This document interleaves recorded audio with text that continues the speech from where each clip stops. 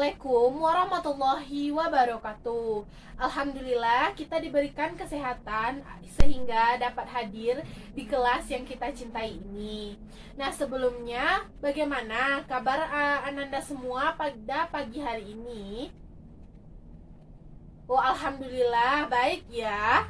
Nah, sebaiknya sebelum kita memulai pembelajaran kita pada pagi ini, ada baiknya kita berdoa terlebih dahulu. Ya, biar ibu saja yang pimpin ya. Silahkan angkat tangannya. Berdoa mulai.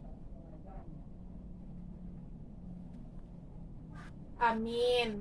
Semoga dengan doa tadi pembelajaran kita dari awal hingga akhir dapat berjalan dengan lancar, dan juga anak-anak ibu bisa memahami materi yang ibu berikan. Nah, sekarang ibu akan mengambil absen terlebih dahulu untuk mencek kehadiran Ananda semua.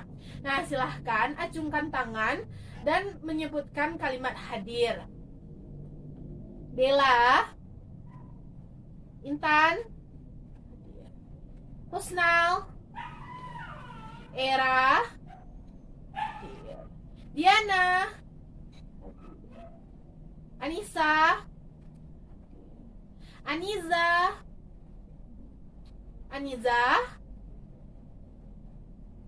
Aniza kemana? Oh, tidak tahu. Oh, baik, berarti di Alfa ya. Dimas juga tidak tahu di mana. Oke, dia Alfa. Oke, ya 2 orang ya teman kita tidak hadir. Lain kali coba cari tahu kenapa temannya tidak hadir. Oke, selanjutnya kita masuk kepada materi. Nah, adapun materi yang akan kita pelajari pada pagi kali ini adalah tentang pertumbuhan dan perkembangan.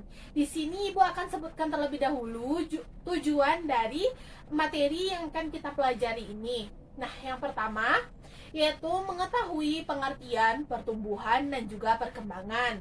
Nah, selanjutnya yaitu menentukan bentuk-bentuk perkecambahan berdasarkan kotiledonnya.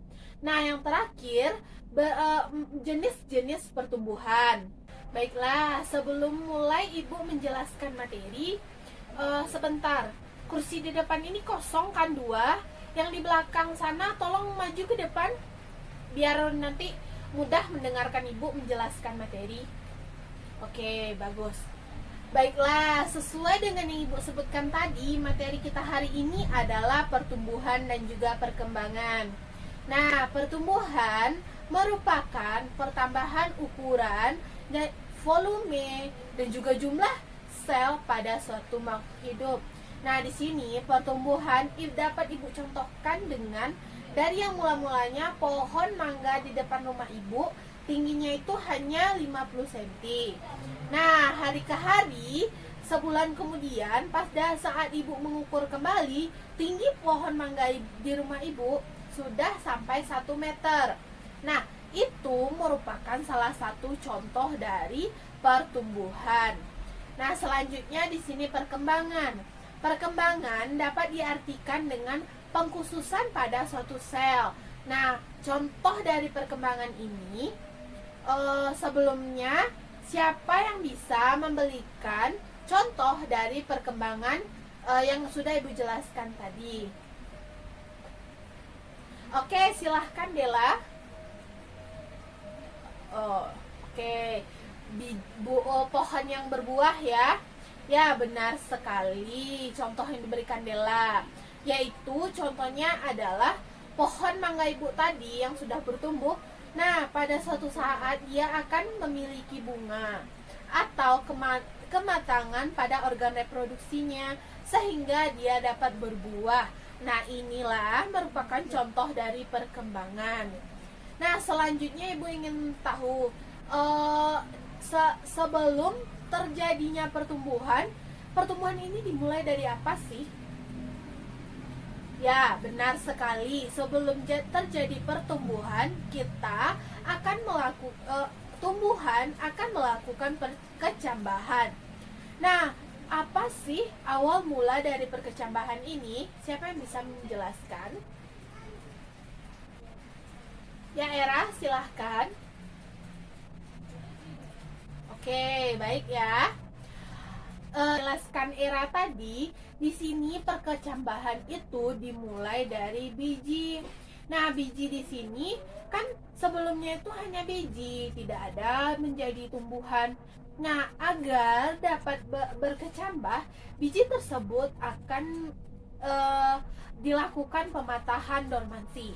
Nah, pematahan dormansi ini dilakukan dengan cara memberikan air atau merendam biji dengan air atau biasa disebut dengan imbibisi, sehingga sel-sel di dalam biji dapat aktif dan memicu terjadinya perkecambahan yang akhirnya akan membentuk suatu pertumbuhan. Ya, pintar ya Era tadi. Baiknya kita beri tepuk tangan untuk Era.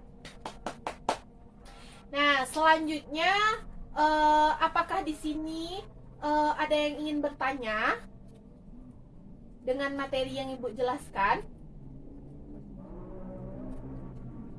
Oh, tidak ada. Ibu lanjut ya menjelaskannya. Nah, tadi kita sudah menyinggung adanya perkecambahan. Nah, di sini perkecambahan terbagi atas dua. Yang pertama adalah perkecambahan hipogeal dan yang kedua adalah percambahan epigeal.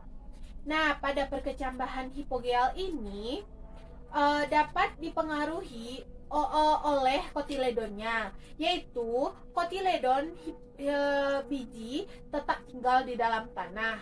Dan pada perkecambahan epigeal, kotiledon biji saat mengalami pertumbuhan terangkat ke atas tanah. Nah, di sini siapa yang bisa memberikan contoh dari tumbuhan yang mengalami hipogeal dan juga dari tumbuhan yang mengalami epigeal? Ya, coba Husnal. Apa contoh tumbuhan yang mengalami perkecambahan hipogeal dan apa contoh tumbuhan yang mengalami epigeal? Oke, bagus ya. Husnal tadi sudah menjawab dan jawabannya benar. Yang pertama, pada tumbuhan yang mengalami hipogeal adalah kita contohkan pada jagung. Dan tumbuhan yang mengalami epigeal ada kita contohkan pada kacang hijau atau kacang-kacangan atau kacang tanah. Nah, selanjutnya kita akan masuk ke dalam pertumbuhan atau jenis-jenis pertumbuhan. Di sini terdapat jenis-jenis pertumbuhan. Nah, pertumbuhan di sini dapat dibedakan atas dua. Yang pertama adalah pertumbuhan primer dan yang kedua adalah pertumbuhan sekunder. Ya, pertumbuhan ada dua ya, pertumbuhan primer dan pertumbuhan sekunder. Tolong ya, anak-anak ibu yang di belakang sana jangan meribut. Ibu sedang menjelaskan. Oke, atau kalau tidak, kalau masih beribut, kamu ya, Diana kamu pindah duduk ke depan saja ya. Pindah ke depan. Oke. Jangan ada yang meribut lagi ya, anak-anak semua. Diharapkan perhatiannya tetap fokus ke ibu agar anak-anak bisa memahami materi ini dengan lebih baik. Oke. Nah, selanjutnya sampai di mana tadi ibu menjelaskan? Oh, terima kasih Dela. Ya, pertumbuhan terbagi dua, yaitu yang pertama adalah pertumbuhan primer dan yang kedua adalah pertumbuhan sekunder. Nah, pertumbuhan primer ini disebut dengan pertumbuhan pada meristem apikal. Terdapat dua bagian pada tumbuhan yang memiliki meristem apikal. Di sini coba sebutkan Era. Apa saja sih dua bagian itu?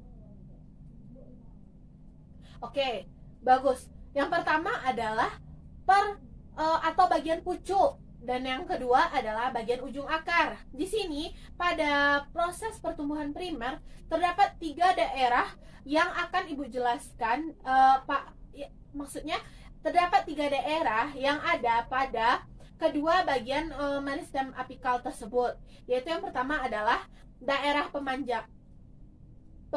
pemanjangan, daerah penambahan sel, dan yang ketiga adalah daerah diferensiasi sel.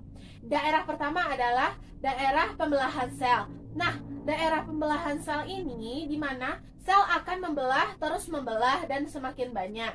Pada daerah pemanjangan, di sini sel akan mengalami pertambahan panjang. Dan yang terakhir, sel akan mengalami diferensiasi atau pengkhususan. Oke, di sini udah paham semua ya? Oke, materi yang terakhir yaitu tentang pertumbuhan sekunder. Nah, pertumbuhan sekunder ini berkaitan erat pada tumbuhan dikotil. Karena pertumbuhan sekunder ini umumnya atau pada dasarnya berkaitan dengan kambium. Di sini, kambium akan memberikan bentuk lingkaran tahunan pada pertumbuhan. Oke. Itu semua materi yang dapat Ibu jelaskan. Di sini apakah Anda semua ada yang ingin bertanya? Oke. Silahkan pada Anissa Mulyana untuk bertanya. Oh, baik. Ibu coba menjawab ya. Dari pertanyaan Anissa tadi, yaitu apa manfaat kambium dalam pertumbuhan? Nah, di sini manfaat kambium adalah untuk memberikan atau membentuk jaringan pengangkut dalam pertumbuhan yang dibutuhkan untuk fotosintesis. Dan juga kambium juga memiliki manfaat untuk mengetahui umur suatu tumbuhan. Oke ya, Ibu tutup dulu ya pembelajaran kita pada hari ini. Salah dan janggal Ibu mohon maaf. Assalamualaikum warahmatullahi wabarakatuh. Bagus ya, sekarang anak-anak Ibu sudah mulai aktif dan ada yang mau bertanya. Sampai jumpa minggu depan.